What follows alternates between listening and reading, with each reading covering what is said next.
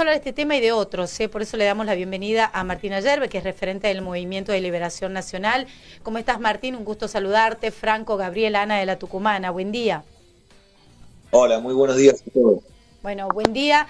Gracias por este tiempo y esta comunicación con la Tucumana. Aquí hablábamos también con los compañeros, si bien pasó el 2 de abril, pero es un tema que nos toca y mucho a los argentinos cuando hablamos de Malvinas. Sí, claramente. Vamos por la reconquista de Malvinas, y eso requiere el fortalecimiento en la conciencia de los argentinos. Perdón, Martín, ¿nos escuchás bien? Nosotros no te tomamos muy bien, vamos a tratar de ver este tema. Hablamos de Malvinas, hablamos también de la postura de un gobierno nacional. A ver si ahora te tenemos bien, Martín. Hola. Se escucha un poco con eco, a ver si ahora te podemos tener bien. Hola. Bueno, ya vamos a retomar el contacto. Seguimos en la Tucumana. A ver, vamos a ver si buscamos la manera de mejorar la... Va a ser interesante, me parece, la charla. Sí. Es alguien que tiene mucha formación también en Malvinas, que ha leído y estudiado bastante cómo se ha desarrollado no solo el conflicto bélico, sino el contexto político y social en el que se da. Así que va a ser interesante desde ese punto de vista y también vamos a poder hablar de otros temas seguramente. La actualidad política también de cara. Claro, por supuesto, Martín Ayerbe ha sido precandidato a presidente en las últimas elecciones, en las que consagraron a Javier Milei, y una mirada muy crítica de lo que está haciendo ahora el gobierno y de lo que vienen haciendo también la oposición, ¿no? Así que lo vamos a ir charlando a eso. Tenemos la posibilidad de tener el contacto. Martín, hola. Buenos días. Buenos días, ahora sí te tenemos. Hola, adelante. Bueno, estábamos hablando en primer lugar de este sentimiento tan caro para los argentinos y también la mirada política, ¿no?, del país, si hablamos de Malvinas en la actualidad. Hola, te escuchamos, ahora sí te escuchamos. Sí, por supuesto, es el sentimiento patriótico por Malvinas y el compromiso nosotros como generación, yo soy clase 76. Sí. Nosotros como generación el compromiso de reconquista de nuestras islas, expulsión del enemigo inglés de nuestro territorio insular como es Malvinas, Georgias y Sandwich, y para eso la expulsión del inglés del territorio continental americano. No tenemos ningún interés en que la Shell Royal Dutch explote el petróleo argentino, ni que las compañías mineras del Commonwealth británico bajo bandera canadiense, australiana o Nueva Zelanda exploten los minerales argentinos. Así que hay que asediarlos para forzarlos a sentar en una mesa de negociación donde se establezcan los plazos para que se retiren de nuestras islas. ¿Qué impresión te dio cuando conocíamos la postura del presidente de la Nación o su discurso invitando a aquellos habitantes de Malvinas a optar por ser argentinos? O sea, queremos ser potencia para que ellos prefieran ser argentinos, parte del discurso del presidente de la Nación. ¿Cuál fue tu postura o qué sensaciones tuviste al respecto? Javier Milei es un traidor que no debería estar en la presidencia de la Nación porque está probando, trata de generar una ventana de Overton, esta idea de a través de una ventana crear un evento a través de la guerra psíquica donde ir probando hasta dónde aguanta la conciencia de los argentinos. Entonces primero dice que él es admirador de Margaret Thatcher, que es la responsable del derramamiento de sangre de argentinos en Malvinas 82. Él después dice que su ídolo es Domingo Cavallo, que es quien antes de ser el ministro de Economía es el que firmó los acuerdos de Madrid, que es la rendición de la casta política a Inglaterra y la entrega del control del Atlántico Sur. Esto lo acordaron todos los políticos profesionales que gobiernan los últimos 30 años. Esto se firmó en 1989 y 1990, el Acuerdo de Madrid. Madrid 1 y 2. Y están todos los políticos profesionales de acuerdo con este plexo jurídico de dependencia, del cual deviene luego la ley 24.184 de protección de inversiones inglesas, con la cual el derecho del inglés está por encima del derecho del criollo.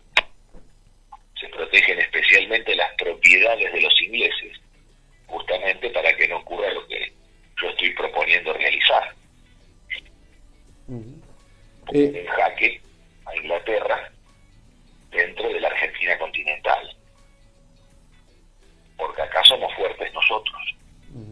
En las Malvinas veremos, pero acá somos fuertes nosotros. Ellos son fuertes en su isla. Entonces, esto va acompañado por el proceso de privatizaciones bajo la ley 23.696 de reforma del Estado, con el cual se destruye el sistema logístico argentino, se entrega la marina mercante, se cierran los ferrocarriles argentinos, por orden de Inglaterra, se privatiza Aerolíneas Argentinas, se entrega el sistema vial de carreteras y autopistas y caminos nacionales a testaferros y constructoras de las multinacionales, en un sistema de peaje. Se destruye vialidad nacional para que los planes de conexión carretera estén bajo el dominio de IRSA, Iniciativa de Infraestructura Regional Sudamericana, con el cual determinan desde el Banco Mundial, el Banco Interamericano de Desarrollo, la Corporación Andina de Fomento, el Fondo Monetario Internacional, las Naciones Unidas, los organismos internacionales, determinan cómo debe ser el ordenamiento logístico carretero del país.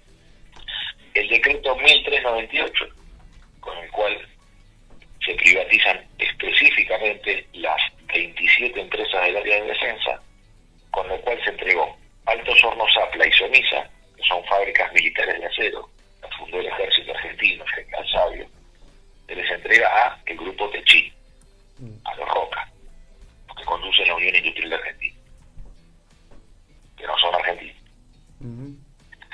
Y de las 14 fábricas militares que teníamos, nos quedan hoy apenas 3, la Fray Luis Beltrán en Rosario, Villa María y Río Tercero en Córdoba. Lo demás está cerrado o desmantelado. Y así los complejos industriales, como el complejo minero de azufre La Casualidad en Salta, el complejo forestal en Formosa y las fábricas de conductores y vainas eléctricos, bueno, todo lo que hacía a la integración de la producción para la defensa, desmantelado o paralizado, como es el caso del astillero Río Santiago, que depende de la provincia de Buenos Aires y está totalmente paralizado, sin actividad, para tratar de quebrar la voluntad de los trabajadores y reconvertirlo en una playa de acopio de contenedores de mercaderías importadas. Este es el ataque que continúa de Inglaterra hacia la Argentina. El ataque no ha cesado. Inglaterra continúa desde una posición consolidada, atacando los intereses nacionales, no solamente con este plexo jurídico de dependencia, que es el que destruyó la Argentina los últimos 30 años, sino a través también de la guerra psíquica y la guerra cultural. Porque fíjate que en el mismo plano están en la provincia de Buenos Aires el ministro de Cultura, perdón, el ministro de Salud, Cretla, está haciendo vasectomías ambulatorias para tratar de castrar a nuestros varones jóvenes. Martín, me interesa preguntarte porque hace un tiempo tuvimos la visita acá de Renzo Cirigliaro, que fue ministro de Economía de la provincia de Tucumán y un militante peronista de toda la vida, ¿no? Un hombre con una larguísima trayectoria que tuvo la suerte de conocer a Perón en Puerta de Hierro y visitarlo en el exilio, y en su momento le dijo, él cuenta una pregunta que puede hacerle a Perón, que es ¿por qué no recuperó las Malvinas? En la década del 40, cuando Inglaterra salía de la posguerra, estaba en pleno periodo de posguerra, estaba muy debilitado después de la Segunda Guerra Mundial, como que era un momento propicio, y que Perón le contestó algo en sintonía con lo que más o menos venís diciendo, que es de qué me servían los peñascos si al fin y al cabo yo podía expulsarlos del continente y de todos los intereses económicos que aquí tenían, y que es más o menos lo que trató o hizo en definitiva Perón, ¿no? Golpearlos en otro lugar, por ahí no tanto donde hubiéramos esperado, que hubiera sido quizás demagógico en ese momento, o quizás es una deuda que tuvo el peronismo, quizás tuvo una oportunidad que no supo aprovechar, de recuperar efectivamente las Malvinas, pero en definitiva sí hizo esto de recuperar los intereses económicos para la Argentina en desmedro de los ingleses. No, es al revés. La mayor expresión de la política antibritánica en el Río de la Plata es el general Perón. Nadie combatió a Inglaterra como lo combatió Perón. Pero Perón combatió a Inglaterra con inteligencia. Perón forzó a los ingleses a entregar los ferrocarriles cuando los ingleses lo querían coimear a él y a Miguel Miranda, y los querían coimear porque son mentirosos, son ladrones, son asesinos, son piratas, son enemigos. Y Perón le sacó los ferrocarriles por muchísimo menos de lo que los ingleses pedían, y los jóvenes podrían observar en cualquier plataforma digital los videos de Perón cuando se explica que Miguel Miranda pide una legua a cada lado de la vía. Con eso se apodera de todas las propiedades que son las estaciones, los hilos de acopio, los talleres, las plazas de maniobra, todas las propiedades que valían muchísimo más que el propio ferrocarril, y que esas propiedades, cuando se pusieron en venta algunas de ellas, se recuperó inmediatamente, se repagó lo invertido para la nacionalización ferroviaria. Y en el 75, esto está en el libro del historiador inglés Farms, los propios ingleses reconocen que en ese momento, en el gobierno de Perón e Isabel María Estela Martínez de Perón, nunca Inglaterra había sido tan humillada en su historia como lo estaba haciendo en este momento. Recordemos que en esos años los ingleses les proponen al general Perón una administración compartida en la cual se izaran las dos banderas, la de Argentina y la de Inglaterra. A su vez, se hablaran los dos idiomas de manera oficial, el inglés y el castellano. Y hubiera una alternancia de gobernador, uno inglés, uno argentino, alternando sus periodos de gobierno. Perón, que es el que logra forzar a los ingleses a esta situación, dice: bueno, esto ya está listo, porque una vez que pongamos un pie en Malvinas, no pueden sacarnos nunca más. Entonces la habilidad y la inteligencia militar de un militar brillante como el general Perón es aquel que luego declaran los propios ingleses en los tiempos de Margaret Thatcher, cuando dicen: nunca hemos sido tan humillados como ahora. Y es el momento en el cual María Estela Martínez de Perón bombardea el buque Shackleton, venía a espiar aparentemente en mar argentino, y es interceptado por un buque de la Armada, como también, ustedes recordarán, la guerrilla argentina que salió a combatir a Perón recibía munición y armas de Inglaterra. Era causa penal en la justicia. No es una opinión política sobre la ideología de los guerrilleros. Es un hecho que tiene además una causa penal por esos hechos de la época. Entonces fíjense la ataque de los ingleses: por izquierda, por derecha, por arriba, por abajo, por adentro, por afuera. Como Inglaterra seguía en el ataque, pero Perón lograba doblegar su voluntad. Bueno, esto le Bien. Porque nosotros vivimos al punto en el cual la propia Inglaterra propone una administración conjunta. Nadie hizo más que el general Perón por la soberanía nacional y por la recuperación de nuestras Islas Malvinas.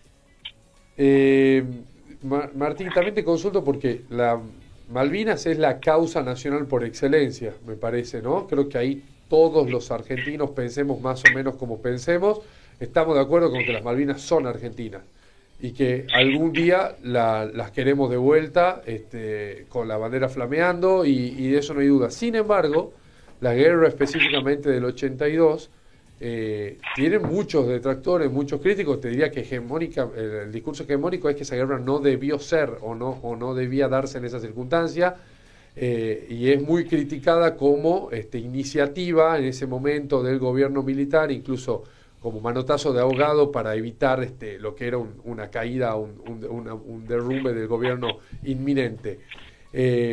¿Por qué esto? ¿Por qué todos coincidimos con que a Malvinas hay que recuperarla, sin embargo, no por esa vía, no en ese momento y no de esa forma? Lo que pasa es que no está la opinión de los argentinos ahí. Ahí está la opinión de los operadores, Ajá. de los operadores políticos. Ahí está la opinión de algunos intelectuales. Ahí está la opinión del periodismo. Pero no está el pueblo opinando. No está el pueblo manifestándose. Porque si nosotros vemos la manifestación del pueblo en el 82, ¿cuál es? Que los jóvenes argentinos de 16, 17 años, todavía sin la mayoría de edad, presentándose en los cuarteles del ejército argentino, los regimientos y los destacamentos para ofrecerse como voluntarios. Yo tengo un compañero, Juan Gürtel, mayor que yo, clase 62, 63, el cual es de la Bahía, pero estaba viviendo en Necochea. Y se presentaron en un destacamento policial. Como no había regimiento y quedaba muchos kilómetros, fueron y se presentaron en la comisaría como voluntarios, y había 3 cuadras de cola. En la comisaría había 3 cuadras de cola de jóvenes que habían ido por su propia voluntad. No estaban organizados, ni se hizo una asamblea, una reunión de convocatoria, no, fueron jóvenes que fueron a anotarse. Y eran 3 cuadras de cola de jóvenes que iban como voluntarios. Yo tengo una encuesta permanente que realizo en todo el país. La provincia en la que yo me encuentre, siempre trato de hacer esta pregunta cuando no siempre tocamos el tema Malvinas, siempre está presente en nuestro corazón, pero a veces no es objeto de exposición del día. Pero siempre consulto quiénes estarían dispuestos a servir como voluntarios en la reconquista de Malvinas. Y todos los presentes levantan la mano. Bueno, algunos podrán decir, bueno, Martín, vos solamente reunís patriotas. Yo reúno argentinos. Y creo que la mayoría de los argentinos son patriotas. Y que la mayoría de los argentinos están dispuestos al sacrificio de uno por el otro. Y que la mayoría de los argentinos están dispuestos al sacrificio por la paz. Y a la decisión política del momento, Martín, ¿qué es lo que de ese momento, ¿no? Más allá de la voluntad del pueblo, que sí, no hay dudas de que quienes lucharon en Malvinas lo hicieron con heroísmo y con absoluta convicción. De eso no hay duda que en general ha pasado eso, más allá de que algunos hayan tenido mayor formación, ¿no? Incluso ayer lo hablábamos con un compañero, una guerra casi sin desertores, bueno, algunas cuestiones que son signos de que eso ha sucedido. La decisión política del momento, en ese momento de Galtieri de invadir las islas, ¿era acertada? ¿Era un momento oportuno? ¿No lo era?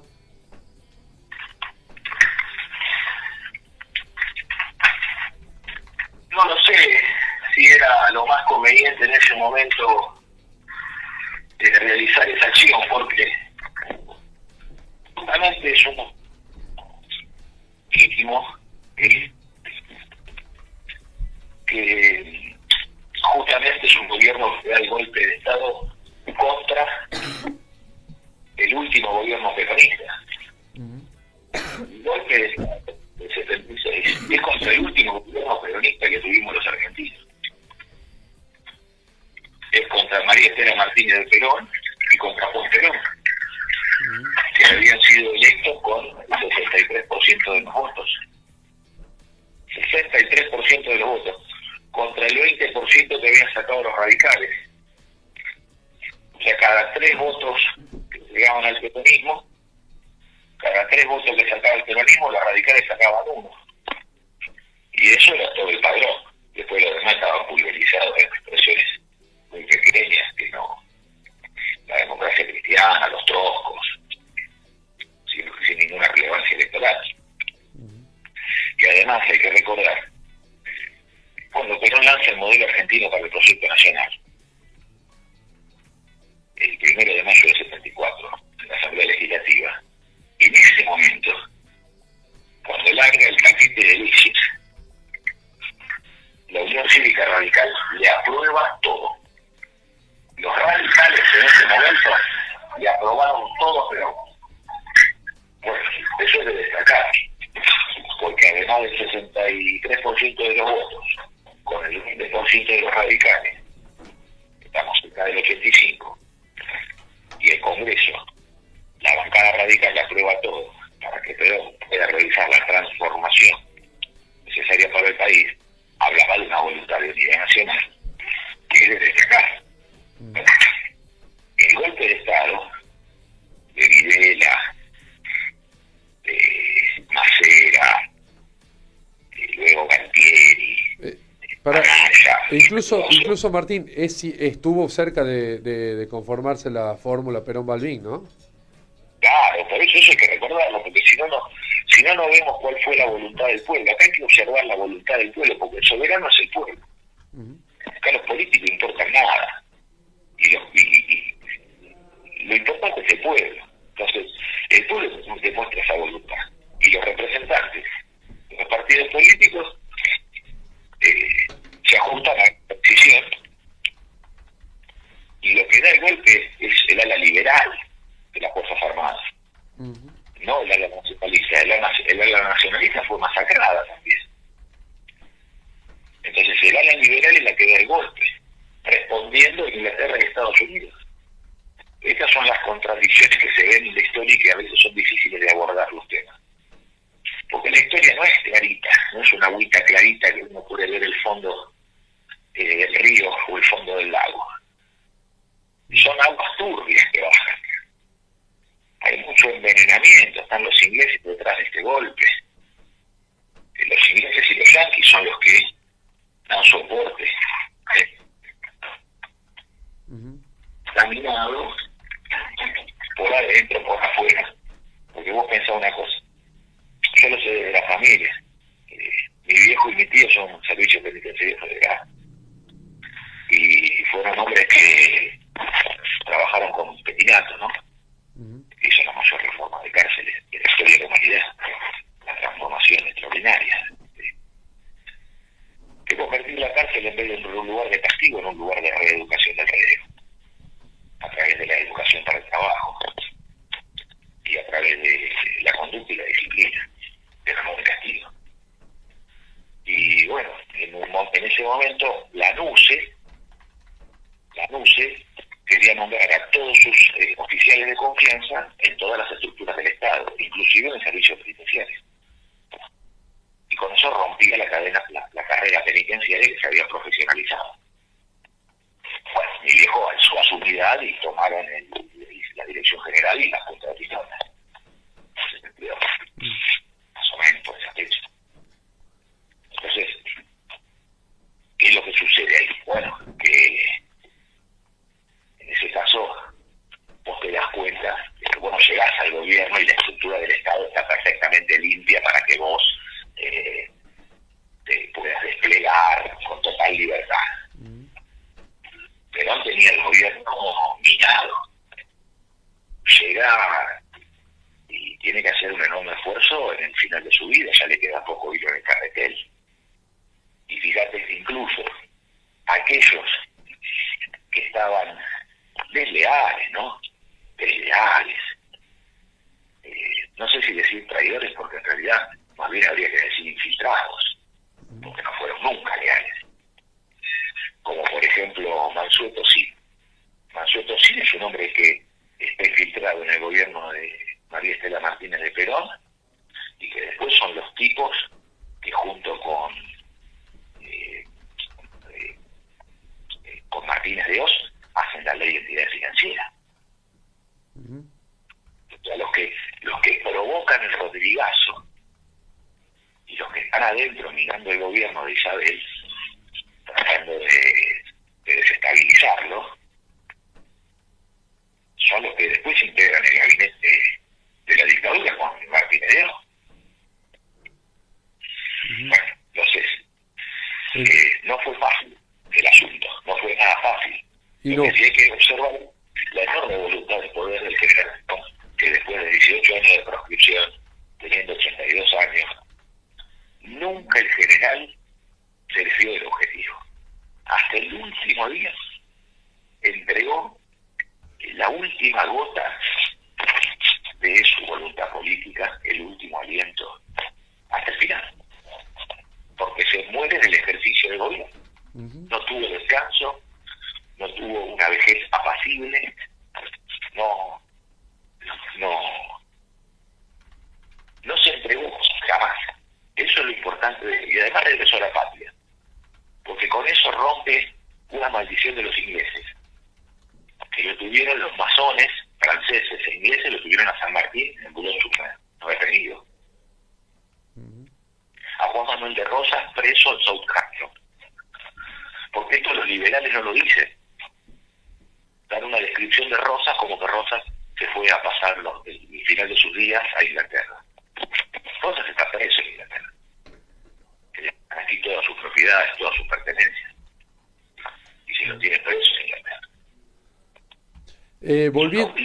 Viniendo al presente y a los últimos años de la historia argentina, Martín, siempre hablas de la partidocracia, ¿no? De una suerte de coalición de partidos que pase lo que pase, al fin y al cabo, gobiernan más o menos parecido, atentando contra la industria nacional, contra la producción local. ¿A qué te refieres exactamente con ese concepto y cómo lo ves ahora manifestado en el momento actual? Muy bien, muy bien, es muy correcto lo que decís, porque esto es así, el régimen partidocrático neoliberal, que bajo una fachada de democracia formal, en realidad se encubre la dictadura de los partidos políticos. ¿Por qué? Porque el pueblo no puede participar, porque el pueblo no puede tomar decisiones, y el pueblo no puede delegar en nadie la decisión que no sea de un partido político. Entonces esa es la dictadura de los partidos políticos. El movimiento obrero organizado, que tiene un padrón más importante que muchos partidos políticos, sin embargo, no puede participar. Pero por eso, con el filósofo Alberto Buena, estamos impulsando un proyecto de ley que vamos a presentar en la Cámara de Diputados para que se le reconozca a la Confederación General del Trabajo y a la Confederación General Económica, por ser las dos de mayor representación en la Argentina, sin desmedro de otras, pero siendo esta la de mayor representación, para que la justicia electoral le reconozca personería jurídica para presentar candidatos a elecciones, en el espíritu de la Constitución del Chaco del 50, ¿no? Donde la Constitución del Chaco tenía el doble voto. Se elegían 15 diputados en una unicameral, 15 diputados por los partidos políticos y se elegían 15 diputados por las organizaciones libres del pueblo o cuerpos intermedios. Entonces se elegían 15 venían del partido y 15 venían de los gremios. Evita, que fue la mayor promotora de esa iniciativa, la que Evita sentencia, aquí verdaderamente estará la voz del pueblo. La democracia más directa, digamos. Claro, porque es el pueblo con sus intereses más directos. No es la reunión de los abogados, y los economistas, que deciden por todos nosotros. mayoría de los argentinos no son ni abogados ni economistas. ¿Cómo puede ser que no haya una representación de trabajadores industriales? ¿Cómo puede ser que no estén representados los trabajadores del campo, que labran la tierra, que son crianceros, que desarrollan la ganadería? ¿Cómo puede ser que no haya un minero?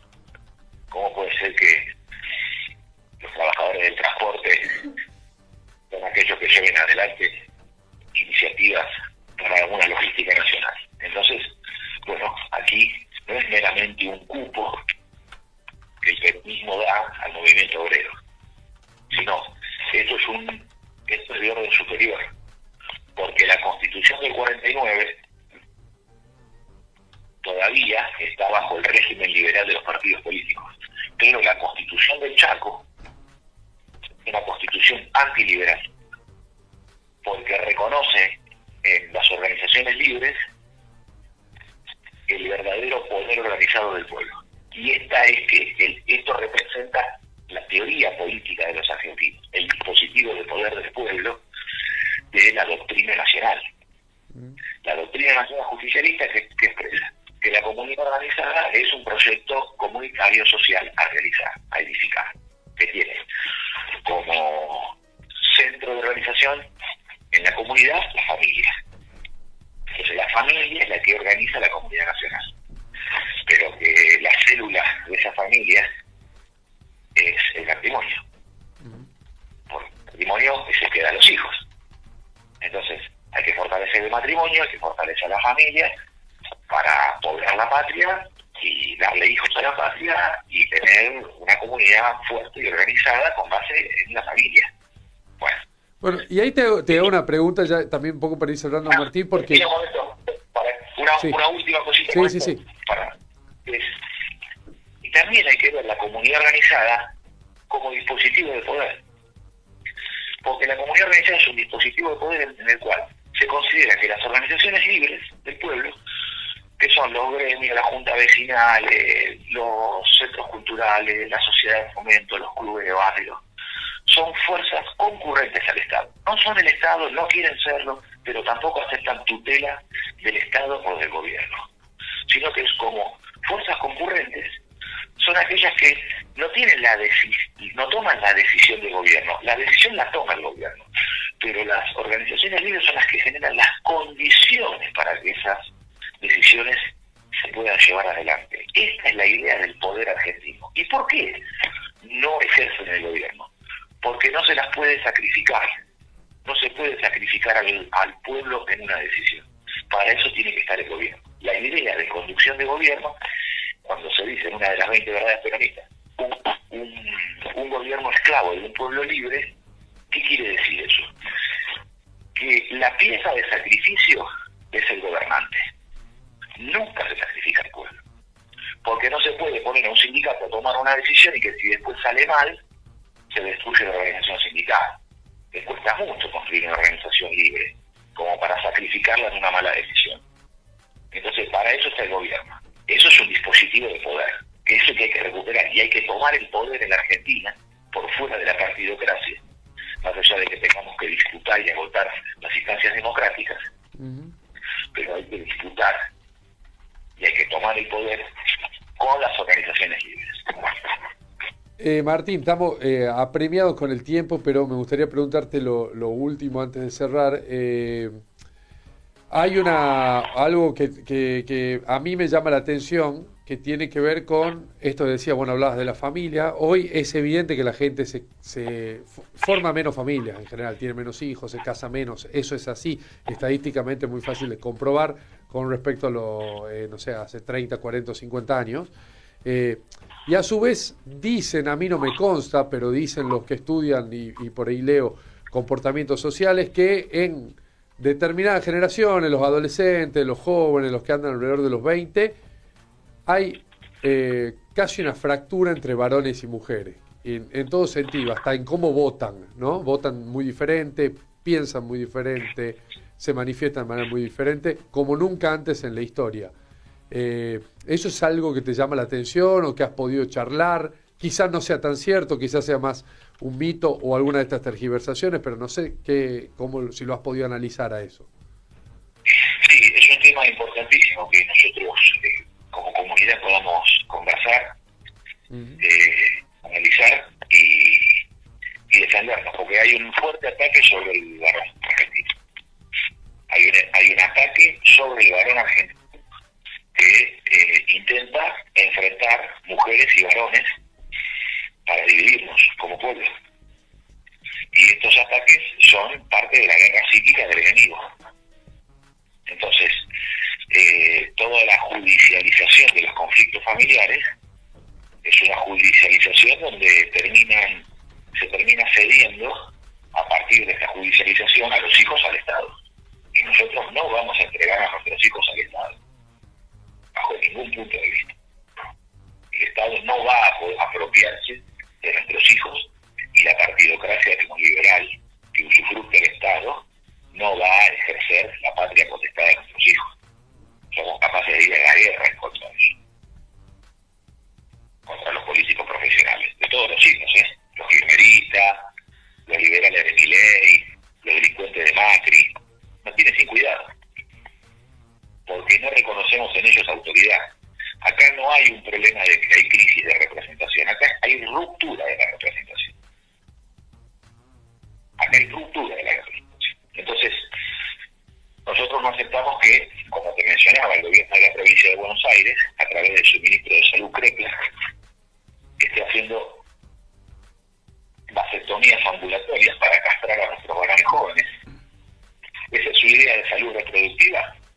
No, esa es su perversión, donde lo que buscan es despoblar la Argentina, bajar la natalidad. Hoy la tasa de reproducción no alcanza el reemplazo. Hoy la tasa de reproducción está en 1.88. 1.8 quiere decir que entre un varón y una mujer, en la unión, en matrimonio de un varón y una mujer, solamente sale 1.8 hijos. Quiere decir que hay menos de 2, o sea que no logramos la tasa de reemplazo. Por eso, nosotros necesitamos un plan de natalidad que tiene que estar sustentado en la movilización total del trabajo, donde en esa movilización total del trabajo alcancemos el pleno empleo, que con el pleno empleo alcancemos los salarios justos, con un poder adquisitivo equivalente a que nadie debe trabajar en la Argentina por menos de 1 kilo de carne pulpa por hora de trabajo. 1 kilo de carne pulpa por hora, no se puede trabajar por menos, porque eso permite, en el caso de los peones industriales que arrancan, un mínimo vital y móvil que le permite empezar a proyectar su vida, y con un promedio salarial no menor a 2 kilos de carne pulpa por hora de trabajo. Esto daría el proceso de capitalización del pueblo argentino para que los argentinos puedan tener tierras, viviendas, capitalizarse, porque la libertad solamente se da en pleno ejercicio de la propiedad privada. Y para eso hay que hacer propietarios a los argentinos. Y el peronismo, el justicialismo, es un proceso de difusión de la propiedad. Nosotros defendemos la propiedad privada de forma en la cual la tenemos que difundir en el conjunto de la comunidad. No sostener el status quo de la propiedad privada donde muy pocos son propietarios y los demás viven alquilando. Tampoco la idea de los comunistas que todo es del Estado y la gente nunca tiene nada. Y la quieren engañar diciéndole que es de todos. No, no es de todos nada. Entonces, la idea del justicialismo es de orden superior porque considera que la propiedad privada es una extensión de la personalidad del ser, porque tiene que ver con su propia persona, porque tiene que ver con su alma, porque tiene que ver con su historia de vida y con sus decisiones. Pero lo que buscamos es la difusión de esta propiedad, y que los chacareros tengan tierra, y que el obrero también tenga tierra en la cual edificar el hogar.